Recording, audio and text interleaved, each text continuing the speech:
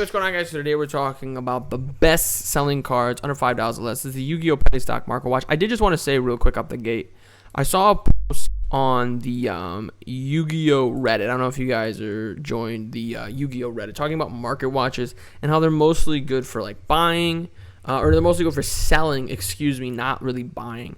And that's kind of why I do the format that I do. I don't really love the here, buy this card, which a lot of market watches I've noticed do that. They do this like sort of, this card is really, really good. This card is really, really good. And that to me feels a little bit like market manipulation, right? Which is what that post on Reddit was talking about. Now, me personally, I always try to say like, spend your money how you feel. And there was a lot of comments on the post talking about that, like, this person can say this, that, or the third. That doesn't mean that they're going into your bank account and buying the cards for you, right? And I understand that, and I 100% agree with that. And I always feel like that's a good thing to remember is like, regardless of who's saying what, I know a lot of people do market watches. I see more and more every single day. It doesn't matter who's saying it, though. There is nobody that knows whether or not, and I think that's in my intro actually, there's nobody that knows whether or not a stock is going to go up, down, left, right, or in circles, right? And so just keeping that in mind whenever you're watching this is important. But that's also, like I said, why I do the style that I do. I don't do like buy these 19 cards or whatever because I think they're going to be up in value soon. It's more of like, is this card a good buy? Is this card a good buy? Is this card a good buy? In that style. And if you guys like that style, let me know. Make sure you hit that like button, subscribe, and what have you. But Red Eyes Black Meteor Dragon is a card we talked about last week, but I just want to talk about it again because it's all the way at number 1. And I think a big reason why it moved to number 1 is this first clause. There's actually a lot of decks that revolve around level 5 or higher normal monsters.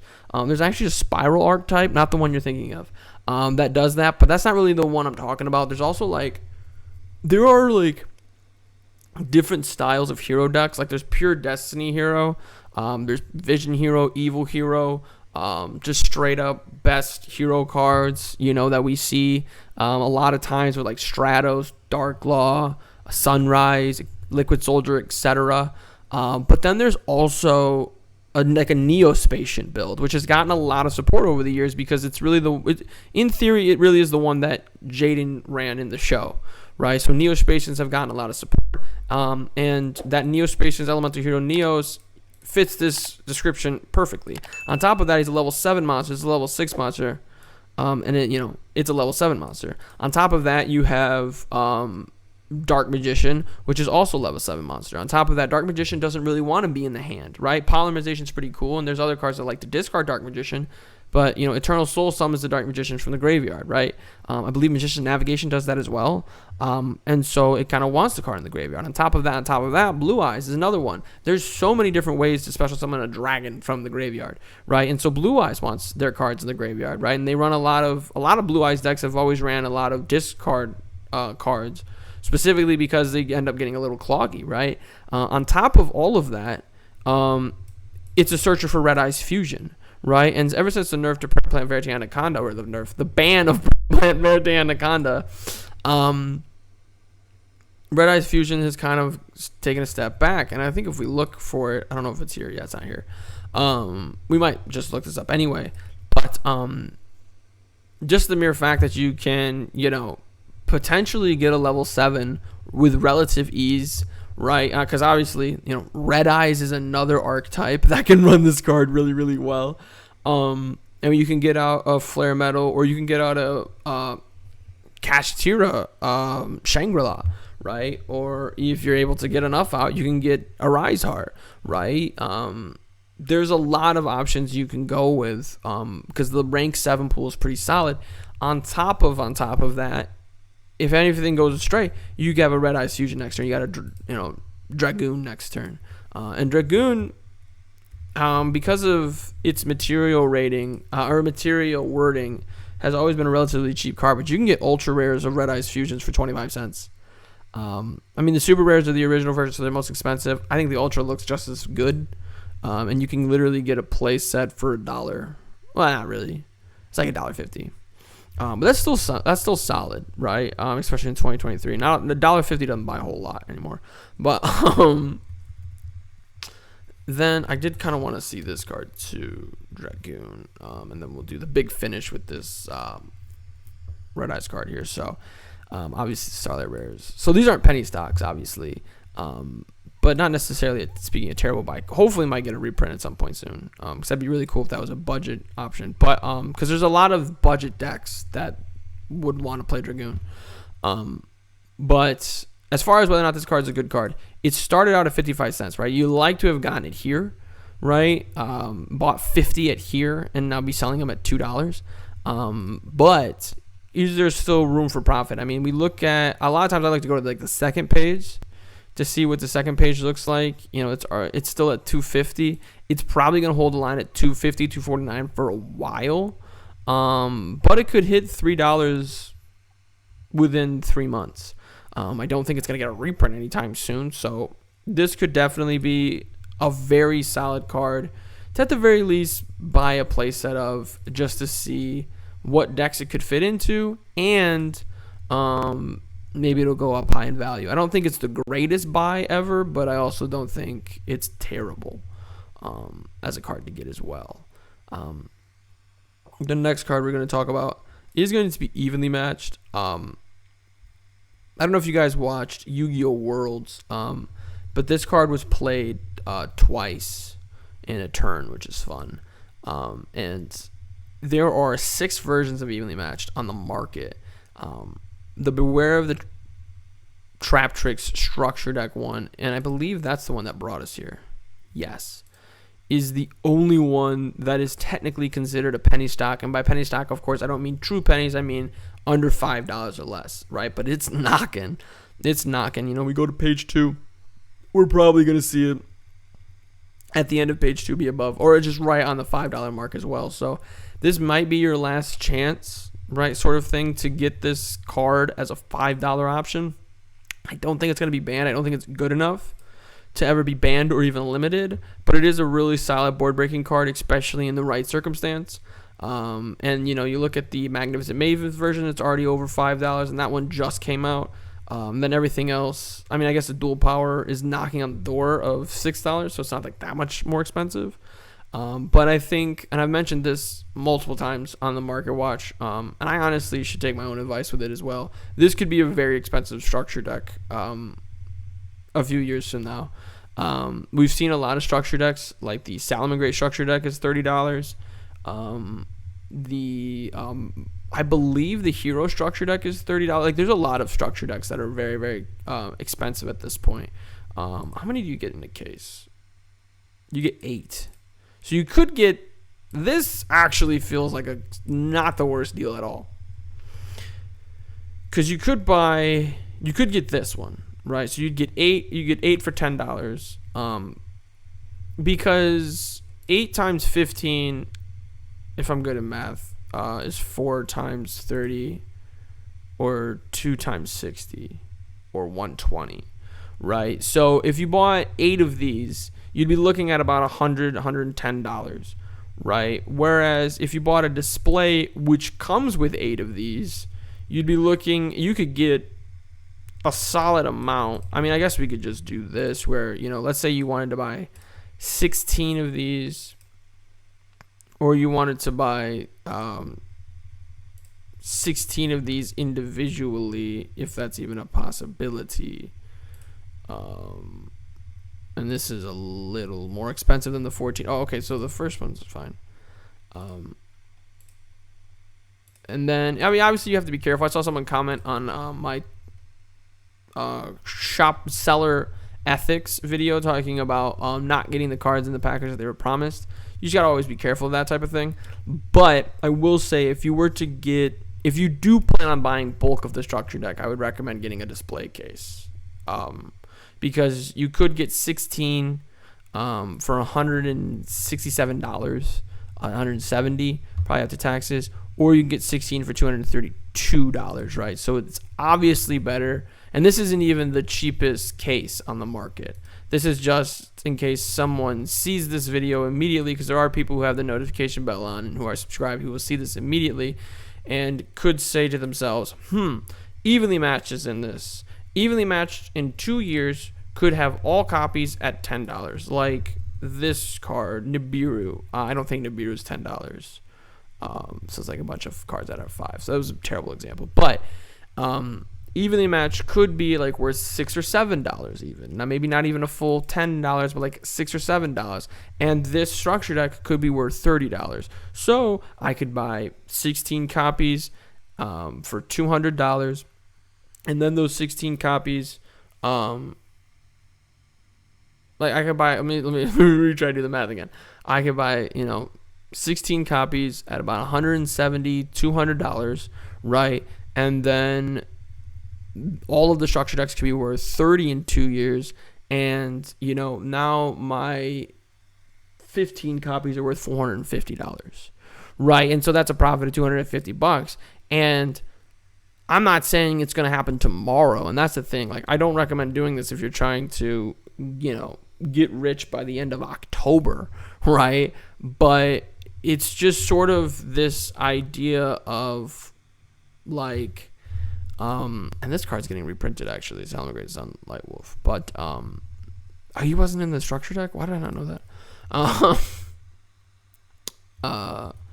It's this sort of idea of like this structure deck, and I'm not saying the Trap Trick structure deck is as good as Soul Burner, but it's in that like league. It's in that vicinity. And when we look at Soul Burner, it's literally a $50 structure deck.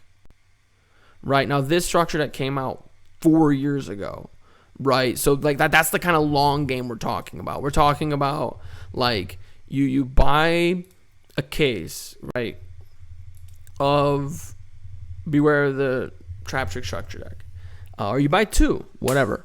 You buy a case for $100, and you just have it sit, maybe even collecting dust, right? Ideally not, but collecting dust for a year, 2 years, 3 years from now, especially with inflation, it's worth potentially $20, right? That's a relatively huge profit. That's $5 a structure deck, which with 8 is $40, right? Or it's worth $30 or $40 or what have you, because it's not just evenly matched that's in the structure deck, but it's also the Regeki and the Harpy's Feather Duster and the 2 Kaijus, as well as obviously all of the Trap Hole cards, as well as on top of that, don't forget there's hat stuff in here too, which obviously Trap Tricks was the best deck in hat, or was part of it. But Morlatek is in here, Sanctum is in here, Fire Hand, Ice Hand is in here, and I just remembered there's Mech Knights in here, so there's a lot of insane value in here. Like even like Naturia Sacred Tree, Rose Lover, Sauge de Fleur, Void Trap Hole has started to see some play in competitive Yu-Gi-Oh. Like even the cards that like nobody wants in this structure deck are still really solid cards, and that is kind of the way that structure decks are nowadays, which is why I say structure decks are such a fantastic purchase. They borderline in my eyes on like not like at the level of real estate, like what you can make, but as far as the fact that there's very little depreciation in structure decks over time. Like the Blue Eye structure deck that came out like 30 years ago, or not 30 years ago, but like 20 years ago, that I see on shelves everywhere, that structure deck is still worth, doo-doo. And I bought this structure deck just to sort of be my own devil's advocate. I bought the Machina structure deck. Not Machina Mayhem, because Machina Mayhem, I believe, is where's the box itself? Machina Mayhem, not even like a good structure deck, like Ceasefire. Ceasefire is okay, but like Shrink is in here. Card Troop, $140, right? But that wasn't the one I was talking. I don't have that one. If I had that one, I would have already sold it by now. But the one I was actually talking about, I guess the unlimited version is $20. But the one I was talking about is the one that just recently came out, sort of like the revamped structure deck, like they've been doing with a lot of different things. And like, it's about $12, right? Which isn't by any means good, right? Even the Trap Trick structure deck is actually already worth more than that, right? So the reason I'm bringing up the Magna structure deck, the reason I'm bringing up the Trap Trick structure deck, is because evenly matched is, if you go back far enough, is in the top 10, I believe. If I can't really remember off the top of my head. Yeah, it's ninth best-selling card right now in all of Yu-Gi-Oh! Under $5 or less, because it's an insane board-breaking card. And the fact is that the Trap Trick Structure Deck has a printing of it, and there's going to come a point, we're already coming near it, where they're no longer going to be available on the shelves. And structure decks are so good at the very least maintaining value to where there's very little risk. Just my 2 cents, even though it lasted like 10 minutes on the Trap Trick Structure Deck, which is a structure deck I've talked about a lot, but I just think it's such a good value just to talk about it again type thing. I do want to talk about this because IP Masquerena has just always been meta relevant, and when we look at all versions of her, I mean, you have the original version from Chaos Impact. That's probably Damage for $3. Light Play for $3. That's interesting. Like, because this is a very good card. She's just had a lot of reprints, right? Because this one, I think this was the original version. This one was the original version. I don't know. This is the one I have. This one's already past this one, though, right?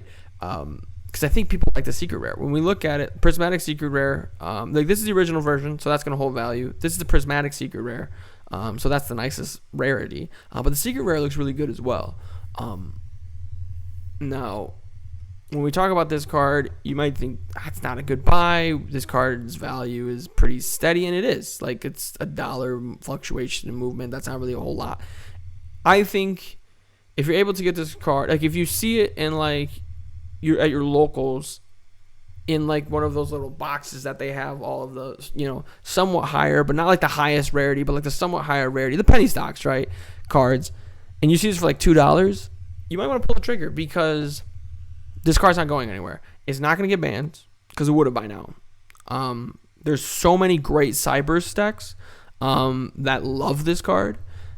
It goes into Unicorn, it goes into Appaloosa, it goes into so many different things. There's a tier 1 deck that might be really good for a long time that needs this card, right? Because IP Masquerena is the way Sprite gets into the Appaloosas, the Access Code Talkers, the Saryujas, the Borolodes, the what have you. So I don't see this card getting cheaper, is what I'll say. I'm not saying go out and buy 30 like tomorrow, but I don't see this card getting any cheaper. And like, you know, July 12th, this was in the top 16 deck list. You know, at the North American WCQ, right? IP Masquerena is a fantastic card. I don't think it's gonna get banned anytime soon. You could be a little worried about like another reprint, but just got one, right? So I wouldn't be too super duper worried about all of that.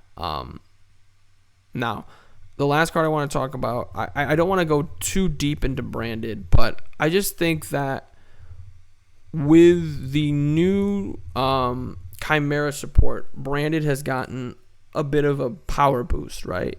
I think cards like Branded Fusion, Branded Opening, honestly, at this point, I think we all know where I'm going to go with this. I might just talk about structure decks on my on the regular market watch as well, just taking a look at that. But like the Albat Strike structure deck is also doing a relatively good job maintaining its value. I mean, the Dark Ruler No More are shot, but part of Extravagance, Branded Fusion, like the first 3 cards are really, really, really, really good. And I know that we can get any of these anytime we want to now because this structure deck just came out. But just keep that in mind. Also, if this card goes to 3, this structure deck is going to be worth a lot more as well. But this structure deck does not have Branded Opening, right? And this was the card, I remember when the structure deck came out, like this is the card that shot up because this is the card that goes really well with it because it's the Despia stuff, right? And this is like the main way to synergize Despia with sort of Branded. So I personally think that this card's a good buy because I don't think Branded's going to get worse. There seems to be this thing of like always there's a somewhat meta relevant fusion based archetype, right? And we're not going over armament. We've talked about armament. We've talked about armament before. But like this card just came out in Duelist Nexus. Konami is always releasing new fusion support. So I think like branded opening and the Despia stuff and the branded stuff could be a good buy, especially as a penny stock, just simply because of fusions, right? Fusions being fusions, being really, really solid. Does anybody know what's going on with this card? 2 level 6 fiends, is that it? That's probably it. That's probably it. I mean, it's a free monster and spell trap negation. This is just hype. This is just I don't know what this is. I don't know why it's I don't know. I strongly dislike that the first thing, like, this is a really easy way to get you. You know what I mean? Like I like it's a $3 card. Why is the first thing you see $20? I don't think this is a good buy. I think there's plenty of rank 6 cards that you can look for. There you go. I just didn't want a market watch where I said everything was a great buy. I wanted because I said this was a good buy. I said this was a good buy. I said this was a good buy. I said this was a good buy. This one, boo. You know what I mean? But let me know what you guys think. What cards under $5 or less are you looking for? As far as to buy, let me know in the comments down below. Make sure you guys click that like button, show your support for the channel, subscribe for more content. But most importantly of all, have a good day.